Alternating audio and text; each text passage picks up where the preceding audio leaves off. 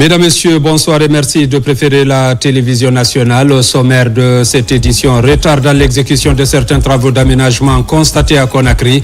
Le ministre de l'Habitat était sur les routes de Tombo Port Autonome et au niveau des carrefours des projets d'aménagement dans la commune de Kaloum. Partout, il a insisté sur le respect du délai contractuel. La ministre de la Femme et de la Famille rencontre les directions relevant de son département. Une rencontre pour échanger sur les défis des différents services et mettre en place une nouvelle stratégie pour la réussite de sa mission. Culture Festival d'Imba dans le Kakandé. Plusieurs troupes artistiques du Bagataï ont rivalisé lors de cette cérémonie, histoire de perpétuer cette culture. C'est tout pour les titres.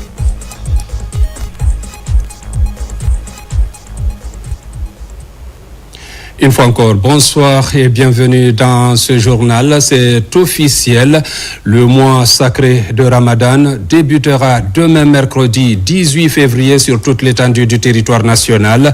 Le ministre secrétaire général des Affaires religieuses vient de confirmer l'observation du croissant lunaire. Le carême pour cette année débute aussi demain pour les fidèles chrétiens. À travers le pays, bien sûr, on suit la déclaration du ministre secrétaire général des Affaires religieuses. Suivez.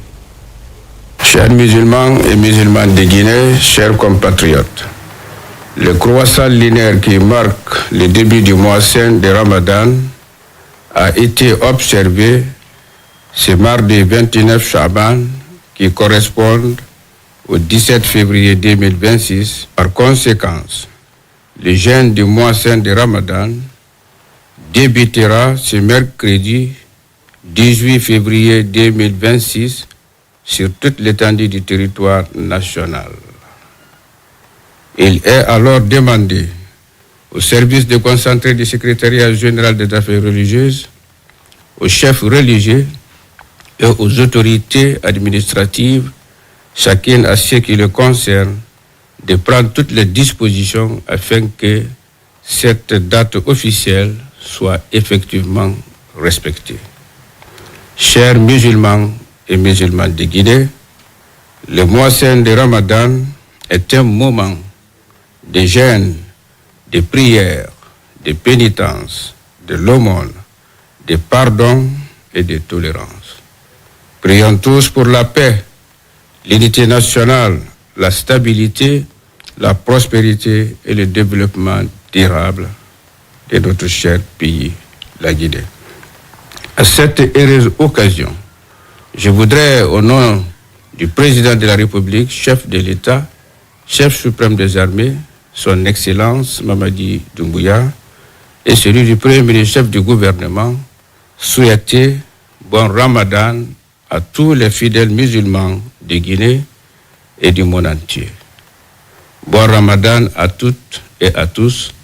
Que Dieu bénisse la Guinée et les Guinéennes.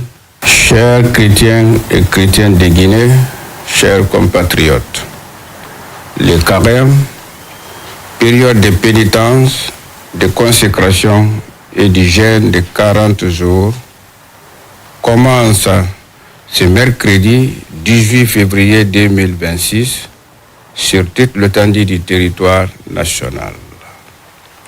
Chers chrétiens et chrétiennes de Guinée, le carême est un moment de jeûne, de prière, de pénitence, de partage, de pardon et de tolérance.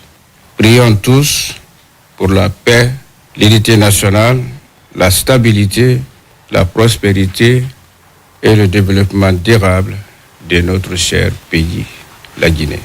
À cette heureuse occasion, je voudrais, au nom du président de la République, chef de l'État, chef suprême des armées, son Excellence Mamadi Doumbouya, et celui du Premier ministre, chef du gouvernement, M. Amadou Ouriba, souhaiter bon carême à tous les fidèles chrétiens de Guinée et du monde entier. Bon carême à toutes et à tous. Que Dieu bénisse la Guinée et les Guinéennes. Je vous remercie. Pour ce mois de pénitence, un accord sur les prix des produits de consommation trouvé entre les commerçants et les autorités. Ces prix plafonds visent à éviter l'augmentation fantaisiste des prix pendant le Ramadan et le Carême. Le point avec Mohamed Chérif Kamara. Autour de la ministre de l'Industrie et du Commerce, autorités et opérateurs économiques ont signé un protocole d'accord visant à assurer un approvisionnement régulier du marché et à maintenir des prix accessibles. Fatima Camara a insisté sur la concertation et le respect des engagements pour stabiliser les prix et préserver le pouvoir d'achat des populations. Le protocole que nous signons aujourd'hui est le résultat d'un travail de fond. Il n'est pas né dans un bureau, il est né dans la discussion.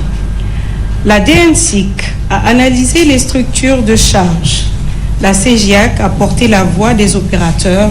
La douane a apporté les paramètres techniques indispensables.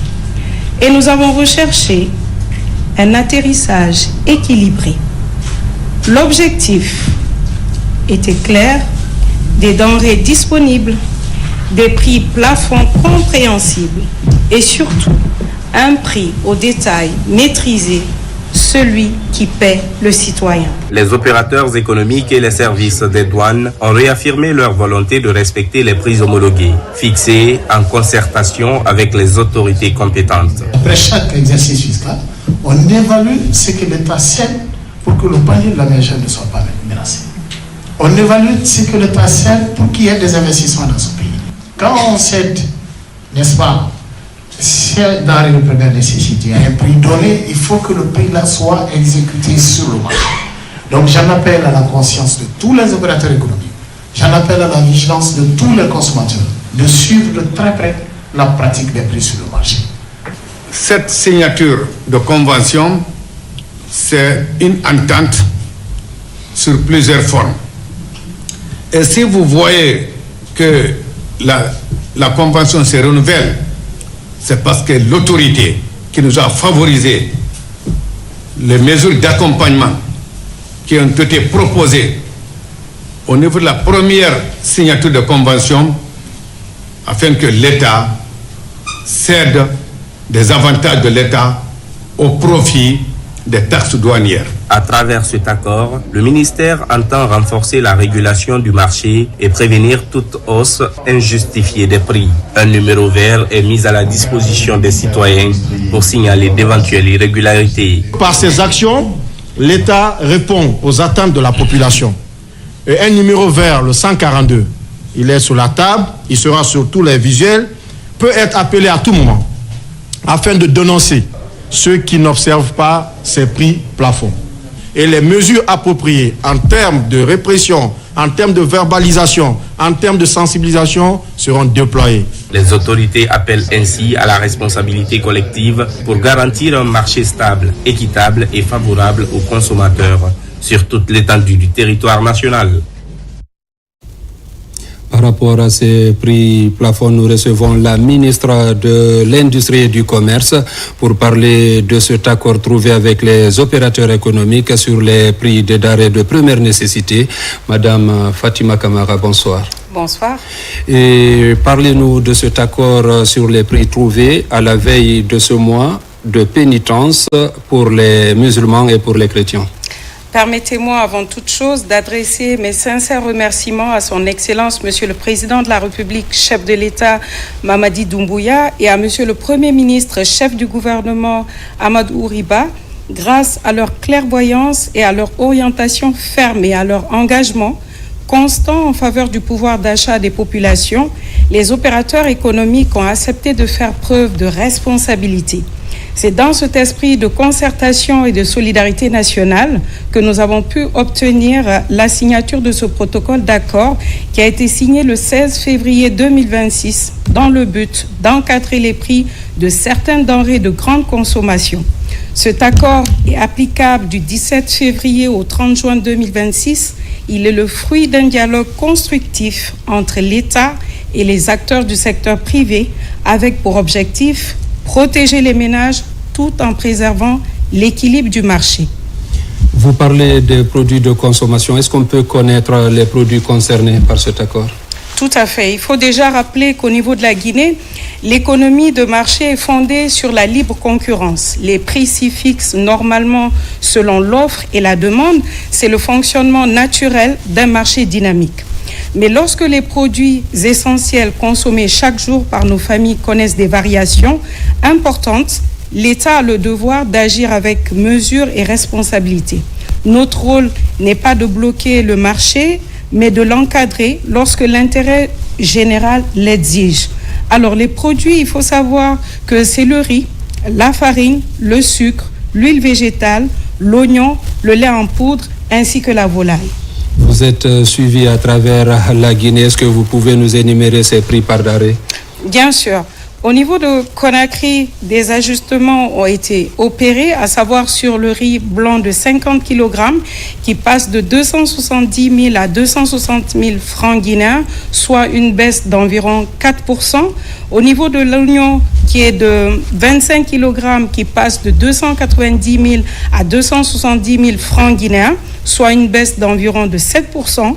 D'autres produits sont maintenus à leur niveau précédent, à savoir le riz étuvé de 50 kg à 280 000 francs guinéens, la farine de 50 kg à 360 000 francs guinéens, le sucre de 50 kg à 350 000 francs guinéens, l'huile de 20 litres à 305 000 francs guinéens. Concernant la volaille, le produit importé est sensible aux variations internationales. Nous avons opté pour un ajustement encadré afin de garantir sa disponibilité tout en protégeant le consommateur. Le poulet entier de 10 kg est plafonné à 310 000 francs guinéens. Les cuisses de poulet de 10 kg à 220 000 francs guinéens. Deux produits sont désormais explicitement encadré au détail, à savoir le riz de 25 kg plafonné à 180 000 francs guinéens, le lait en poudre de 25 kg plafonné à 980 000 francs guinéens. Je compte aussi préciser que ces prix plafonds déterminent le maximum. Il ne doit pas être dépassé. Il s'agit d'un accord, madame. Donc, si des petits malins contournent cet accord? Alors, il faut savoir qu'il y a tout un dispositif de suivi qui a été mis en place. Nos services compétents assureront un suivi régulier de l'application de ces mesures dans un esprit d'accompagnement et de dialogue avec les acteurs du marché. J'invite également les concitoyens avec calme et sens de responsabilité à s'informer sur les prix plafonds officiels et en cas d'écart significatif, à utiliser le numéro vert 142. Et dès qu'ils vont appeler, ils verront que les services vont se saisir pour pouvoir remédier à ces dysfonctionnements par endroit. Merci madame. Donc un numéro vert, le 142, existe pour les recours. On poursuit cette édition, visite des chantiers en cours de réalisation dans la capitale. L'autoroute 2x2 voie Tombo, port autonome de Conakry et l'aménagement des carrefours dans la commune de Kaloum ont été visités par le nouveau ministre de l'Habitat, de l'Urbanisme et de l'Aménagement du territoire. Sur le terrain, certains chantiers peinent à s'achever. Le constat dans ce reportage de Maïmouna Bella Diallo, Alpha Isiagaba. En plein centre-ville, un vaste chantier attire l'attention des passants. La construction d'une autoroute 2x2 voies sur la corniche nord reliant Tombo au rond-point du port autonome de Conakry. Lancé récemment, les travaux progressent, même si certaines contraintes techniques, notamment liées à l'emplacement d'équipements situés au bord du tracé, ralentissent par moment leur évolution. Un chantier, en le parcourant, on décèle toutes les difficultés. Aujourd'hui, avec ce que monsieur le ministre vient de faire avec nous et toutes les dispositions qu'il vient de prendre de façon pragmatique, nous mettent dans une situation de très haute appréciation. Lors de la visite, il y en a beaucoup de problèmes terrain qui ont été résolus sur le champ et d'autres problèmes d'ordre administratif et financier vont être réglés, je le souhaite, dans les jours à venir. À Kalouma, un autre chantier d'envergure concerne l'aménagement des ronds-points et carrefours stratégiques du rond-point M5 au camp Samori, en passant par celui du port autonome de Conakry, les travaux avancent de manière significative.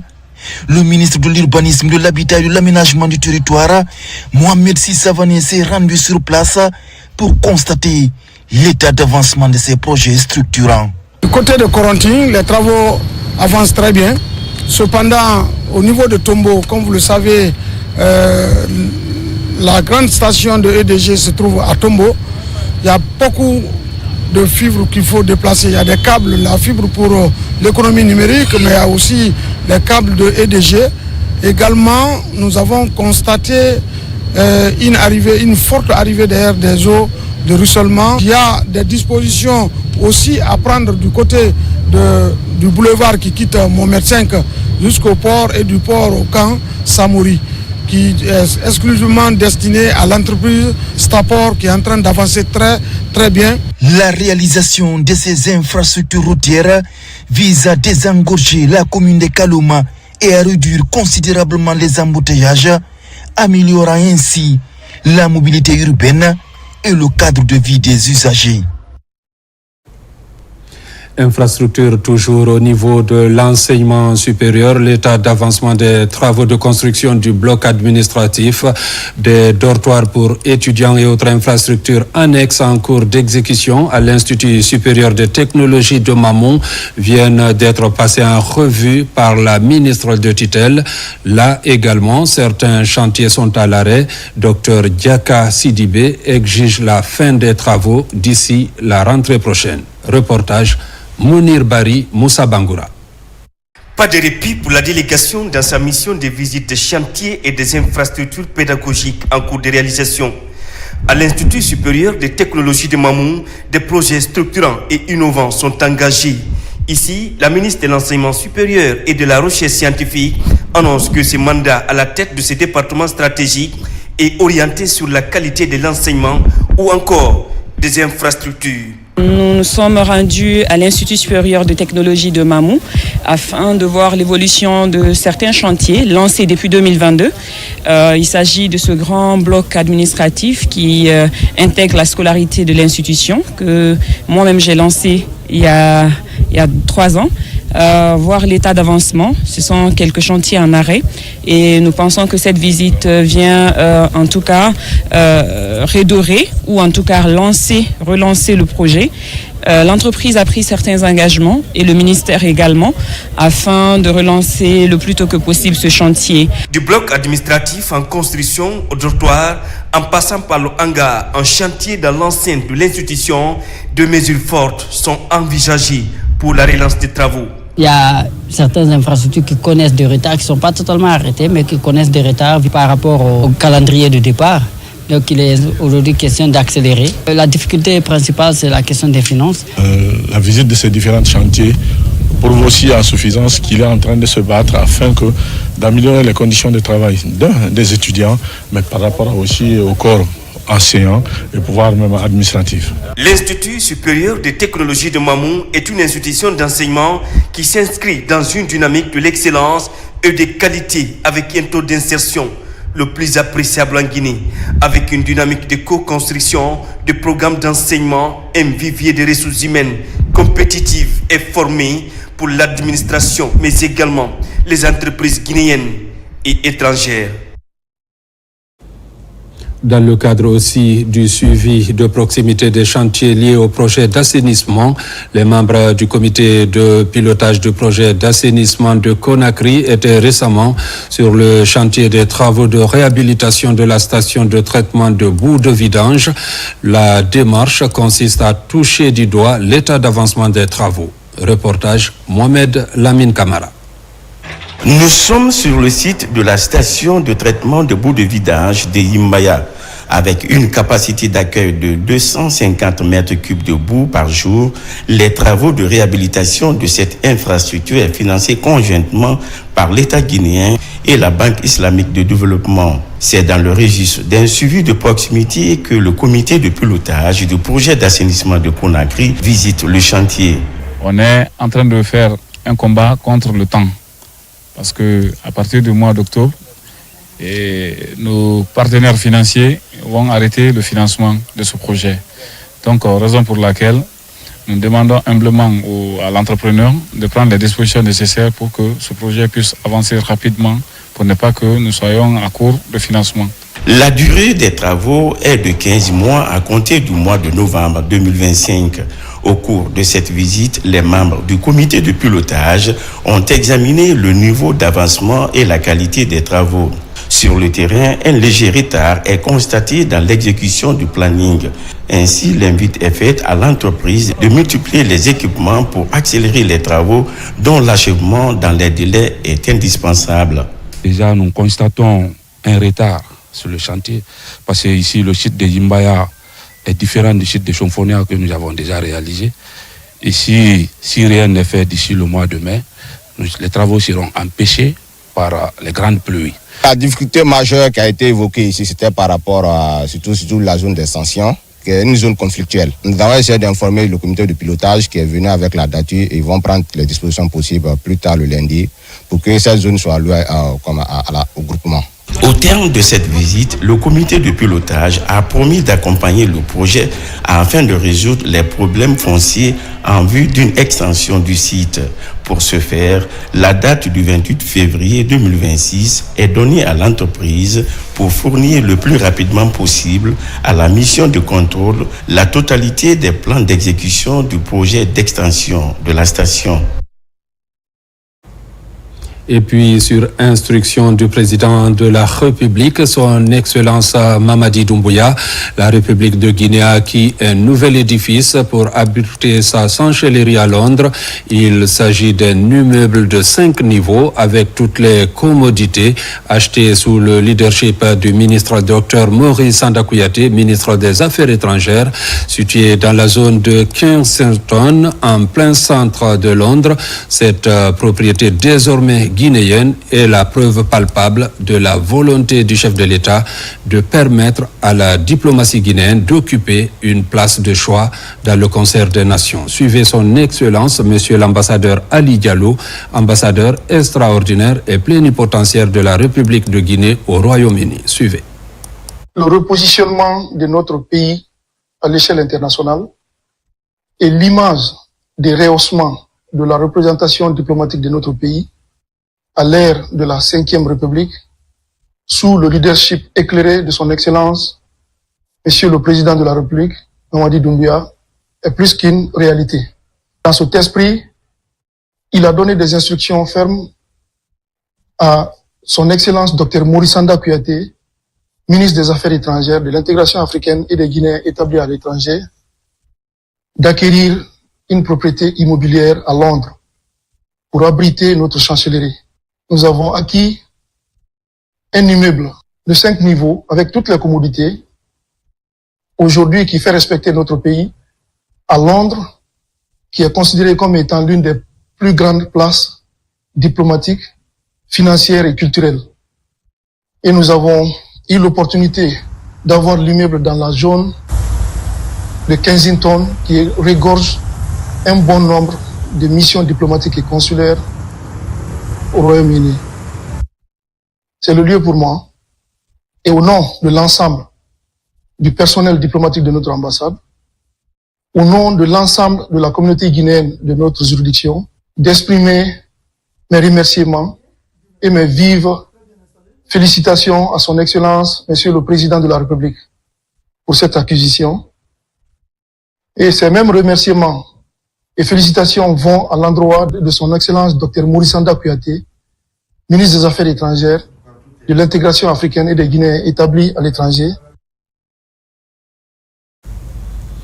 Inauguration au quartier Kenende dans la préfecture de Kindia d'une nouvelle mosquée R+1 réalisée à l'initiative d'un érudit, Abdul Wakil Alamali Keita. La cérémonie d'ouverture officielle de ce nouvel édifice religieux a connu la présence de plusieurs fidèles venus de partout. Reportage Sounoun Sidibé, Marwan Kamara. Il y a 6 mois, ce n'était qu'un chantier en construction qui mobilisait les artisans et les ouvriers. Aujourd'hui, c'est un joyau architectural qui culmine au-dessus du quartier de Kenende. L'infrastructure représente la mosquée centrale de Kenende dans la commune urbaine de Kindia. Construite sur 2 niveaux, cette maison de Dieu offre désormais un espace plus vaste et mieux adapté pour accueillir les prières quotidiennes. À l'origine de ce projet, El Haj Abdul Wakil Alamali Keita, figure morale respectée de la région. Un jour de gratitude envers Allah le Tout-Puissant et envers l'érudit El Haj Abdul Wakil Alamali Keita, fils digne et pieux de notre communauté qui a offert cette magnifique maison de Dieu aux fidèles musulmans de Kenende et d'ailleurs. Qu'Allah subhanahu wa ta'ala le récompense ici-bas et dans l'au-delà pour cette œuvre éternelle, symbole de foi et d'amour du prochain lieu de prière. Nous remercions le bon Dieu qui nous a permis de réaliser cette mosquée. Sa construction représente un devoir pour moi afin de répondre aux besoins des habitants de Kenende. Nous remercions également les autorités religieuses ainsi que le président Mamadi Doumbouya et son gouvernement. Que Dieu les accompagne dans leur noble mission. La cérémonie inaugurale a mobilisé les autorités religieuses, les notables et les fidèles venus nombreux pour assister à l'ouverture officielle de ce nouvel édifice religieux à Kindia. Au nom du président de la République, chef de l'État, son Excellence Mamadi Doumbouya, remercier les donateurs, remercier la vaillante population que j'ai trouvée ici dans la paix. Construire un édifice religieux qui va contribuer à renforcer les liens de solidarité, de fraternité, de l'amour entre les filles et filles. Avec cette nouvelle mosquée en R+1, la communauté musulmane dispose désormais d'un cadre moderne et fonctionnel pour l'adoration et la transmission du savoir religieux, témoignant ainsi du dynamisme et de la solidarité locale. Dans l'actualité encore, les prises de contact se multiplient dans les directions et services du ministère de la Communication et de l'Économie numérique. Hier lundi, Mourana Souma est allé du côté de Kaloum, plus précisément à la RTG2, à Oroya, au Fonds d'appui des médias FADEM, au Centre de perfectionnement, à l'AGP, à l'OGP et aux directions des télécommunications. Le ministre salue l'engagement de ces cadres et les encourage à la performance. Reportage Marie-Angélique Bangoura. C'est un véritable marathon administratif qu'a entamé le ministre de la Communication, de l'Économie numérique et de l'Innovation. Une immersion totale au cœur des directions et services relevant de son département, avec pour objectif toucher du doigt les réalités du terrain et insuffler une nouvelle dynamique. À la RTG2, les studios de la radio RKS et le plateau régie jusqu'aux salles de montage et des rédactions, le ministre Mourana insiste sur la nécessité de moderniser les équipements tout en saluant l'engagement des professionnels. C'est vrai qu'il y a quelque chose qui a été fait avec le ministre sortant, mais il y a beaucoup qui reste à faire puisqu'il y a un projet de rénovation qui est en cours et nous attendons aussi que nos équipements soient renforcés. Et puisque quand vous prenez aujourd'hui à la régie finale, nous n'avons qu'un seul serveur, il n'y a pas de redondance. Donc en cas de problème, la télé s'arrête. Donc tout est à refaire. Le quotidien national Orea, témoin privilégié de l'histoire guinéenne, continue de résister aux intempéries du temps et aux bouleversements du numérique. Cap ensuite sur l'agence guinéenne de presse AGP, puis au centre de formation technique et de perfectionnement. Là, les directives sur la formation des agents et la modernisation des équipements est au cœur des échanges. Même engagement au fonds d'appui au développement des médias et à la radio rurale de Guinée. L'Office guinéen de publicité OGP, la régulation du marché publicitaire s'impose comme le mot d'ordre. Connaissant très bien le dossier de l'Office guinéen de publicité, le nouveau ministre de la Communication, de l'Économie numérique et de l'Innovation pourra jouer un rôle central pour pouvoir trouver des solutions à ce défi structurel. Quand je parle de défi structurel, je parle notamment du cas du personnel excédentaire. La visite de terrain se poursuit à la Direction générale de la Poste et des télécommunications. À la Poste, les visiteurs découvrent notamment la salle de tri, véritable illustration du fonctionnement traditionnel du service postal, où les défis logistiques demeurent palpable des chantiers du futur ministère appelé à abriter le département de la communication et de l'économie numérique. Les priorités sont clairement définies et orientées vers la modernisation et la performance des services. Ça m'a permis aussi d'aller au niveau de certaines sociétés publiques qui relèvent des compétences du ministère en question. C'est le cas de la direction de la Poste et que nous sommes en train donc de transformer en société postale plus modernisée et trouver en son sein un segment de banque postale. Il a été aussi question dans la même foulée de venir à l'Office guinéen de publicité, qui est aussi une société publique, et que vous connaissez toutes les difficultés que cette société a connues dans un passé récent, mais je suis agréablement aussi surpris de l'allure vertigineuse que la société est en train de prendre en termes de l'équilibre des grands agrégats financiers, en termes d'équilibre de gouvernance, en termes de perspectives qui sont très claires. Au-delà d'une simple tournée administrative, la modernisation des médias, la transformation numérique et la souveraineté technologique sont au cœur des priorités du ministre Mourana Souma. Des actions inscrites dans la dynamique impulsée par le président Mamadi Doumbouya. La nouvelle ministre de la Femme et de la Famille, Patricia Adeline Lama, a rendu visite à 4 directions relevantes de son département.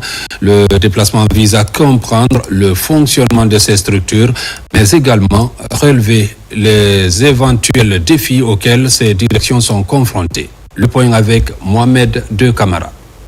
Pour la première étape de cette visite, la ministre de la Femme est allée au contact de 4 grandes directions relevant de son département. Le périple de Pauline Patricia Adeline Lama a débuté au fonds d'appui aux activités économiques des femmes et filles.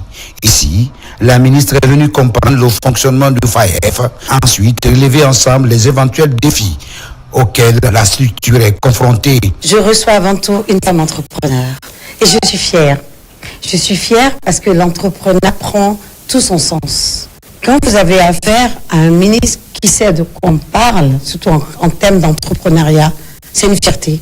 À l'Agence nationale d'inclusion économique et sociale, Agnès, nouvellement rattachée au ministère en charge des solidarités et au centre d'autonomisation d'entrepreneuriat des filles et femmes, la démarche de la nouvelle ministre est claire, demander à tous un engagement pour produire le maximum de résultats en faveur de la lutte contre la vulnérabilité. Je pense que le rattachement du ministère, c'est une décision politique que nous respectons. Et je pense que sur un plan intellectuel et sur un plan fonctionnel, c'est très bien parce que ça permet que les questions de vulnérabilité, les questions d'inclusion soient gérées de façon plus collégiale. Nous avons évoqué avec madame le fonctionnement, la situation des centres, le nombre de centres, les filles que nous formons dans les centres, mais aussi les difficultés. Cette première sortie de la dame Adeline Lama a pris fin au Fonds de développement social et de l'indigence. Dans ce service humanitaire de l'État guinéen également, les échanges ont porté sur le bon fonctionnement du FDSI sur toute l'étendue du territoire national. J'ai réussi à rencontrer 4 directions, nous avons partagé en fait nos visions et surtout nous avons compris les défis auxquels toutes ces directions sont confrontées et j'étais venu réitérer mon engagement à travailler avec cette direction. Cette mission que le président de la République, M. Mamadi Doumbouya, et son premier ministre, M. Amadou Riba, nous ont confié. Ce déplacement de la ministre de la Femme, de la Famille et des Solidarités dans ces différentes structures vise à instaurer un climat de bonne collaboration entre les différentes hiérarchies. Et puis cette visite de courtoisie du ministre du Tourisme et de l'Artisanat qui a à Fourekaria, une visite de courtoisie aux autorités religieuses et administratives de la préfecture.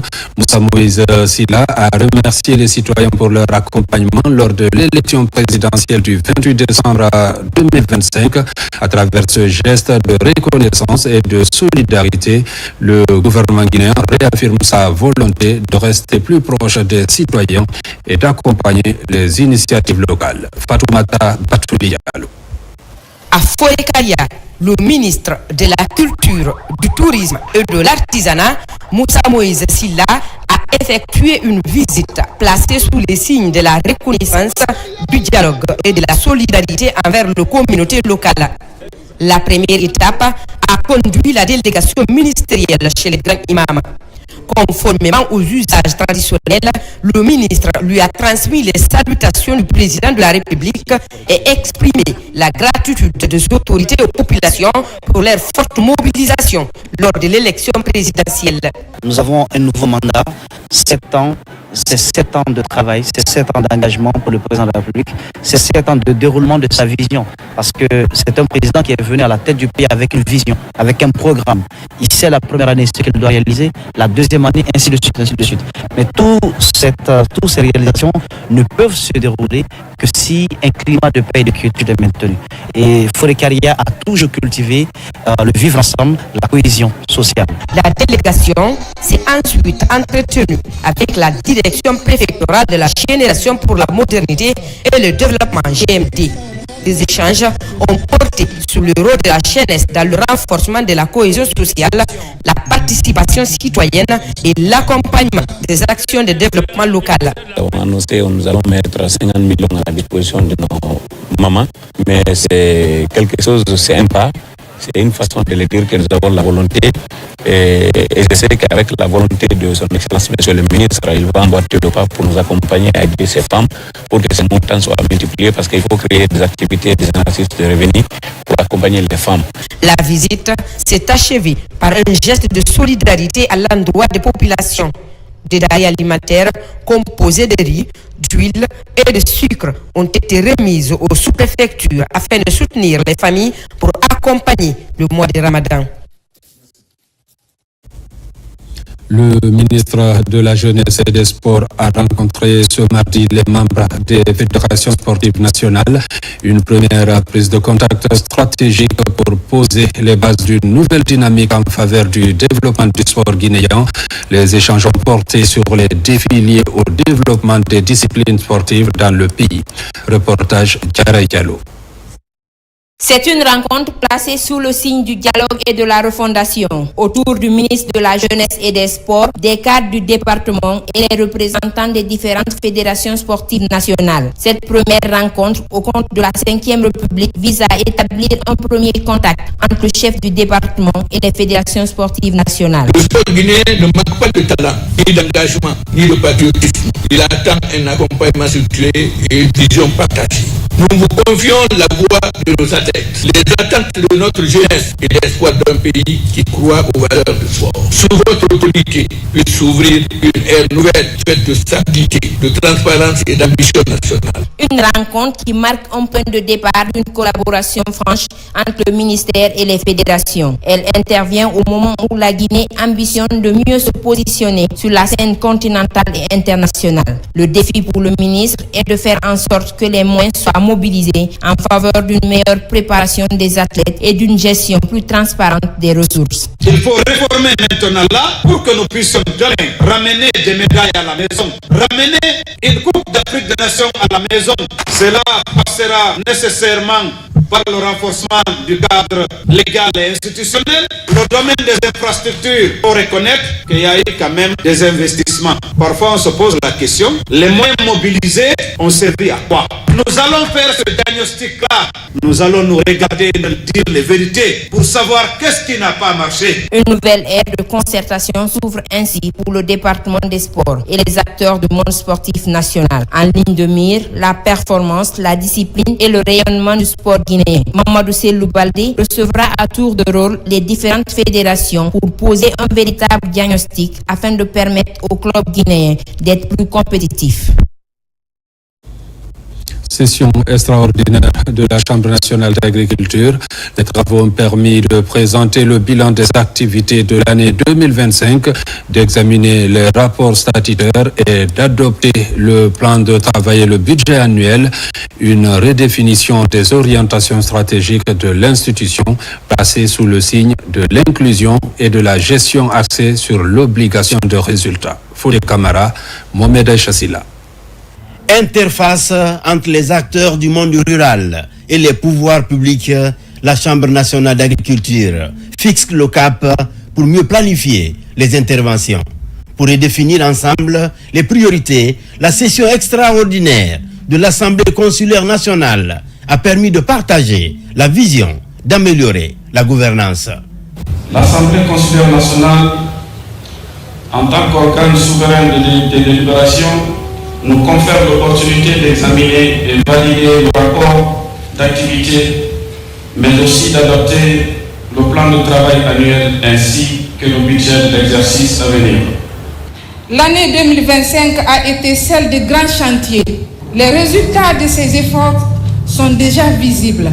La réalisation de plus de 50% des activités prévues en 2025, le renforcement des capacités de notre capital humain et la dotation des chambres régionales en moyens logistiques.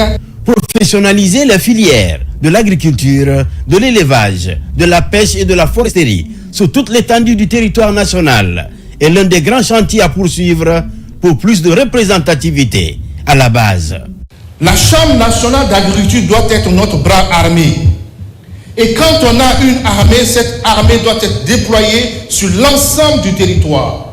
Et ce que ce président, M. Berete, a réussi. Il y a encore des choses à faire. Mais depuis que cette Chambre a été mise en place, ils ont commencé par la structuration de la Chambre, par la gouvernance. Nous avons, grâce à son leadership, réussi à mettre en place les différentes antennes dans toutes les régions et dans toutes les préfectures. Pour faire face aux difficultés, les plaidoyers formulés tombent déjà dans de bonnes oreilles. Soyez rassurés, cher Président, chers membres de l'Assemblée consulaire nationale, que le ministère, je dirais même les ministères, mettront tout en œuvre pour vous apporter tous les appuis nécessaires pour la réalisation de votre noble mission. Je voudrais ici vous réaffirmer la volonté du gouvernement, sous l'impulsion du chef de l'État, de bâtir une agriculture moderne, compétitive, résiliente et créatrice de richesses pour notre pays. J'encourage les équipes de la Chambre nationale d'agriculture à poursuivre avec détermination cette dynamique vertueuse pour le développement agricole et la prospérité de notre monde rural. En plus des réformes de modernisation institutionnelle, la Chambre nationale d'agriculture est au cœur de la mise en œuvre du programme prioritaire gouvernemental d'appui de la campagne agricole pour l'atteinte des résultats. Il faut dire que le secteur agricole continue d'être porté par le gouvernement et ses partenaires au bénéfice des populations. Ici à Conakry, une signature de partenariat entre ECAP Guinée et AgriEdge du Maroc a eu lieu dans ce sens pour apporter de nouvelles stratégies innovantes dans le secteur agricole. La collaboration prend en compte plusieurs paramètres comme l'utilisation de nouvelles technologies, comme la gestion des données agricoles et la cartographie des exploitations agricoles. Reportage Aboubakar Diaby.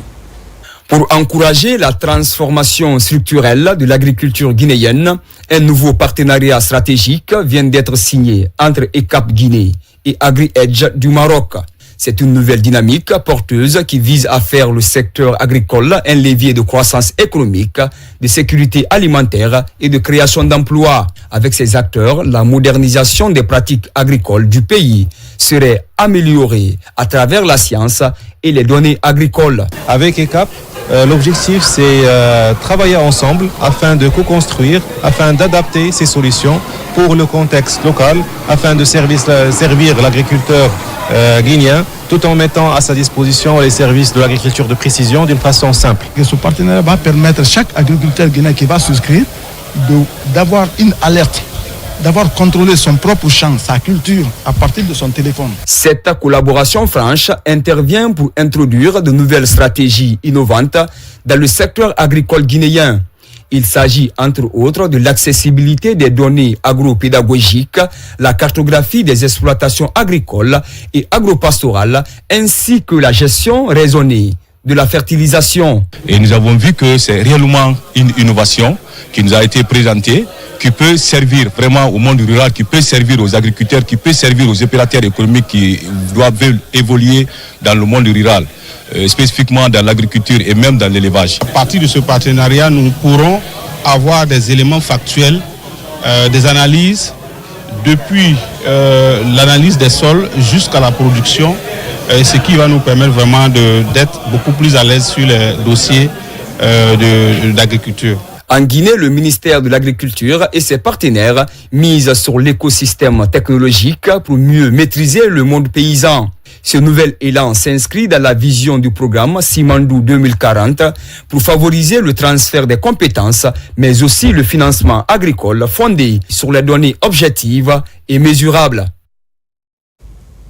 Dans le cadre de ces prises de contact, le ministre de la Modernisation de l'Administration et de la Fonction publique, Faya François Bourneau, s'est rendu à l'Institut national de formation et de perfectionnement et à l'Agence nationale de digitalisation de l'État.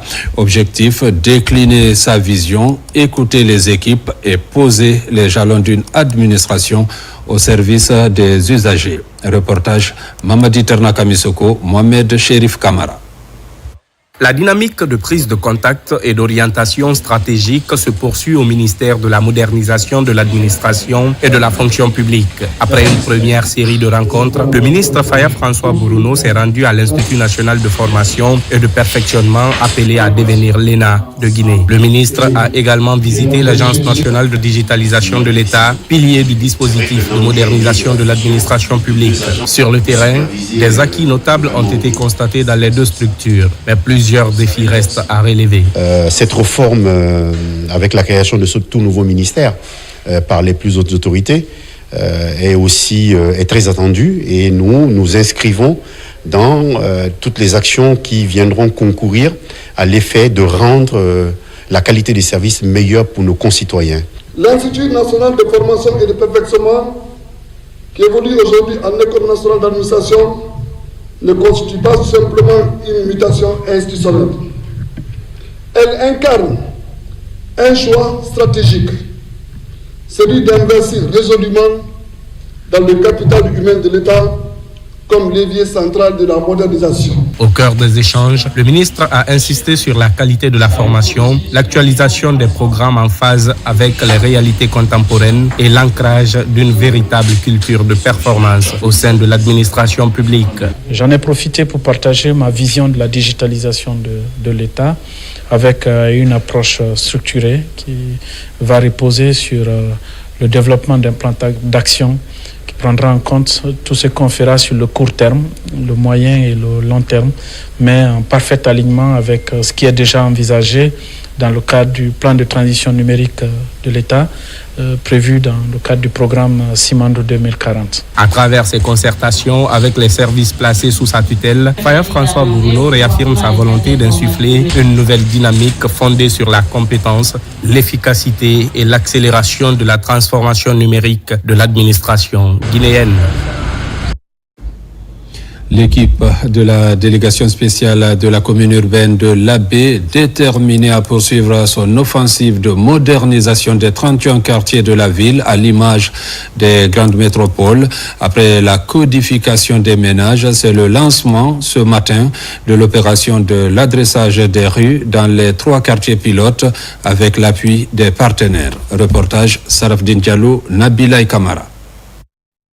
L'équipe de la délégation spéciale de la commune urbaine de l'Abbé est plus que jamais déterminée à poursuivre son initiative de modernisation des 31 quartiers de la cité de Karamoko Alpha Molabé, à l'image des grandes villes modernes. Après la codification des ménages, c'est une nouvelle étape du programme qui démarre avec à la clé l'adressage des rues de 3 quartiers pilotes. C'est une cérémonie très symbolique qui va marquer le couronnement d'une activité pilote sur 3 quartiers par rapport à la codification des bâtiments et également par rapport à l'adressage. Ces identifiants rendront aisée la question du territoire et l'accès aux services publics tels que le transport, l'eau, l'électricité, l'assainissement et en cas d'urgence médicale,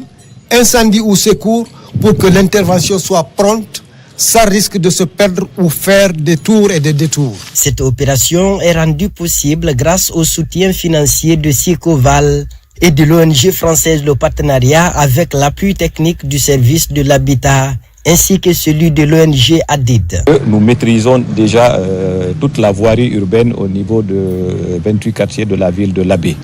Donc nous avons eu à appuyer la commune dans ce sens pour l'adressage de la ville et la codification de toutes les concessions. Je voudrais tout d'abord saluer le travail qui a été abattu en amont, parce que pour arriver à cette phase, il y a eu beaucoup de réflexions, des travaux de terrain, des travaux techniques. Ces opérations de codification des bâtiments et d'adressage des rues des quartiers de la baie sont perçues pour les autorités locales comme étant un projet structurant indispensable pour une meilleure urbanisation et une gestion efficace des urgences sécuritaires et sanitaires dans cette ville désormais orientée vers le développement.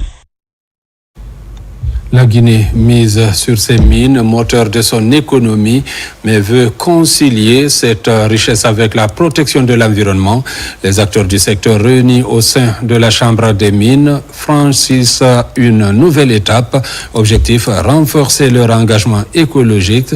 Ainsi, le réseau Environnement Mine va voir le jour pour succéder au réseau Environnement Bauxite, une union sacrée des promoteurs pour préserver notre nature. Reportage Mariam Kamara.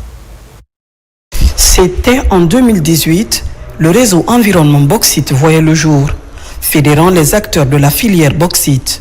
Depuis, de nombreuses actions concrètes ont été menées en faveur de la biodiversité. Aujourd'hui, forte de ce succès, la Chambre des mines élargit le concept.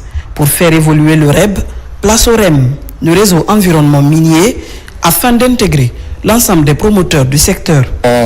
Pendant ces 2 jours, nous avons procédé ici au diagnostic du REB, où nous avons non seulement vu les mérites du REB, et puis diagnostiqué quelques défis. Nous avons déjà une base pour progresser vers le REM. Donc le REM va constituer désormais ici la plateforme qui va réunir toutes les entreprises minières qui sont respectueuses de la protection de l'environnement. Cette nouvelle plateforme a une ambition claire, harmoniser les efforts de tous pour mieux gérer l'impact cumulé des activités minières sur l'environnement. Tout d'abord, c'est cette vision large de la synergie qui sera vraiment développée au-delà de cette zone bauxitique. Et en plus de ça, on aura une plus grande vision en termes de conservation de tout ce qui est biodiversité. Nous n'étions pas membres du REB, malheureusement pour nous, mais avec les résultats obtenus par le REB, avec la présentation que nous avons vue, nous ambitionnons vraiment de rejoindre la dynamique et de migrer ensemble vers le REM, qui va un peu essayer, qui va nous accompagner dans nos actions de tous les jours. Un projet visiblement bien accueilli par la profession. Dans les prochains jours, les grandes lignes de ce nouveau réseau seront soumises à l'approbation des adhérents. Une étape clé pour une transition en douceur vers la nouvelle formule. Culture avec la célébration du Nouvel An chinois en Guinée. Elle a été organisée par la communauté chinoise établie en Guinée. Ceci pour promouvoir la culture chinoise et renforcer la coopération sino-guinéenne. Le récit avec Mikini Moussa Kamara, Younous Tawel Kamara. La communauté chinoise établie en Guinée vient de célébrer le Nouvel An chinois sous le signe du cheval de feu, symbole d'énergie, de liberté et d'un esprit vif. Conakry accueille la grande célébration culturelle de l'année avec cette date hyper importante pour l'Empire du Milieu. C'est l'année 2026, c'est l'année de cheval, c'est le Nouvel An chinois. Il souhaite bonne année au peuple guinéen, beaucoup de bonheur et les succès. Les relations entre la Chine avec la Guinée, ça fait presque 65 ans. C'est une relation qui est très profonde. Les entreprises chinoises avec les ressortissants chinois, ils sont en Guinée, ils sont développés dans les différents secteurs des infrastructures et les mines. Placé sous le signe flamboyant du cheval de feu, une année qui s'annonce sous le sceau de la passion, de l'ardeur et du renouveau. 春节啊，是我们华人华侨最重要的节。Et a remporté un grand succès. Alors je voudrais leur dire un grand merci pour leur dévouement. Pour la direction stratégique de Son Excellence Monsieur le Président Xi Jinping et Son Excellence Monsieur le Président Mamadi Doumbouya. Calendrier chinois étant un calendrier lunisolaire, la date du nouvel an chinois dans le calendrier grégorien varie d'une année sur l'autre. Celle-ci tombe entre le 21 janvier et le 21 février du calendrier grégorien. À Mandiana, les tailleurs et stylistes viennent de lancer la 4e édition de la haute couture de la préfecture. Il s'agit d'un rendez-vous culturel annuel qui met en lumière la créativité des artisans locaux et favorise l'économie locale. Cette année, l'exposition a duré 2 jours et elle a réuni plusieurs autres tailleurs venus de la région de Kankan. Reportage Bakari Bambakonde. C'est le lancement officiel de la 4e édition de l'exposition de haute couture de la préfecture de Mandiana, une initiative de l'association des tailleurs et stylistes de la localité. La cérémonie s'est tenue à la Maison des Jeunes où une foule en liesse a salué la présence du parrain qui a marqué l'occasion en offrant 20 machines à coudre et une enveloppe symbolique aux artisans pour améliorer leurs conditions de production. Les tailleurs et stylistes de Mandiana sont à leur 4e édition d'organisation de la foire internationale Sankarani qui se déroule en plusieurs phases. Comme vous le constatez, depuis la naissance de cette initiative jusqu'à nos jours, le parrain ne ménage aucun effort pour la réussite de ces événements à caractère social, éducatif et culturel. Il nous a aidé à avoir un cachet du ministère favorisant de notre reconnaissance au plan national. Cette exposition vise à promouvoir la mode locale et renforcer l'identité culturelle de la préfecture. Elle contribue au développement économique local en soutenant les artisans et en créant une plateforme d'échange. Quand on parle de la créativité, quand on parle du métier, quand on parle de l'offre d'emploi, on parle tout simplement de la vie. D'année en année, nous ferons en sorte de faire connaître la culture de Mandiana. Nous ferons en sorte de connaître le talent en Mandiana et nous vous accompagnerons pour que vous puissiez vivre de votre art. La veille de la cérémonie, un concert géant a été organisé par le parrain Sekouba Diak Diakité, rassemblant la communauté autour de la culture musicale guinéenne. Cette 4e édition de haute couture célèbre non seulement la mode, mais renforce également l'identité culturelle et l'esprit communautaire de Mandiana. Fin de la 8e édition du festival Dimba dans le district de Kakilich à Kamsar. Plusieurs troupes artistiques du Bagataï ont émerveillé le public à travers leurs prestations. L'initiative vise à promouvoir cette culture. Reportage Younoussa Tawel Kamara. C'est le district de Kakilich, dans la sous-préfecture de Kamsar, qui a abrité cette année la 8e édition du Festival des Arts et Culture Baga. 14 troupes artistiques venues des différents villages de Bagataï y ont participé. Ils ont animé ce festival de réjouissance communément appelé Ndemba durant 3 jours à travers des pas de danse au rythme des tam-tams pour promouvoir la culture ancestrale de Bagataï. Reconnaissons que notre rythme et les pas de danse avec nos masques restent uniques et particuliers à l'image de Ndemba, déesse de la fécondité, que vous avez pu avoir l'occasion de découvrir et d'apprécier à travers la diversité des danses de tous les villages qui ont pu être présents ici aujourd'hui.